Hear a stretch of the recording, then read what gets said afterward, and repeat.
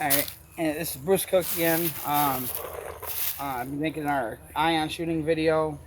A couple problems I mentioned in the last video I made yesterday. I had a leak and something was going on with the eyes. I thought it turned out the leak had nothing to do with the solenoid. The solenoid does not leak at all. It was the 360 QEV I got from ansgear. It was leaking, so I threw the old banjo fitting back on there. And then the eyes, I thought it was like a smashed eye wire, and it wasn't. It was a little thing that was that holds the wires together. So something else is going on with either the wiring or the eyes. It turned out this is a Virtue Redefined board. It's not a just a regular Virtue board. So I went through. I checked out the manual online and went through the settings and adjusted everything to get the maximum rate of fire that this marker should be able to cycle with eyes on. And even after all that, it still will not go over like 12 a second with eyes on. But I did a little bit of testing to see how fast this thing can fully cycle with eyes off, or fully cycle paint. And I think 18 balls per second is the fastest this thing will go without QEV to help it. So that's what we're going to do right now. We're going to just turn this we're going to use an R2. This thing keeps up pretty good at high rates of fire. And I got the eyes off on this thing, so let's see what happens.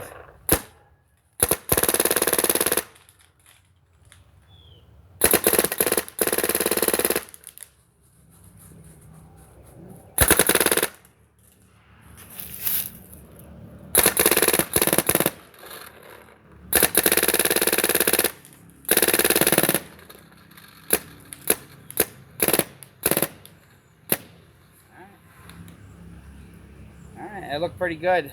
And this thing, the really weird thing is this thing is refusing to chop. I mean, you could tell, you can hear when the bolt is catching paintballs halfway into the breech, and it's not chopping anything. So even I tried this thing at 20 a second, and it fired the first shot, and the rest of the shots you could hear the bolt cycling against the bottom half of a paintball. It's trying to drop into a breech, and it won't. It just won't chop these things. So that's pretty cool. But hope you enjoyed, and whenever I can get this resolved with ansgear to possibly get a different QEV, and we should be able to get a higher rate of fire.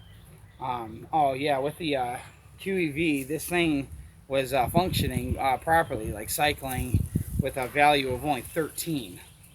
That's what somebody else on YouTube said they were running theirs at, and that's what I was running in that video that I did yesterday.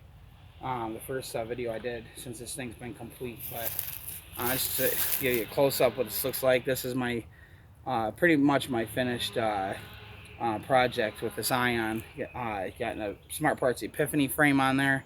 Got that so I could have more room in the trigger area, and it also had a built-on rail on the bottom, so there's no need for an aftermarket rail to connect your ASA to.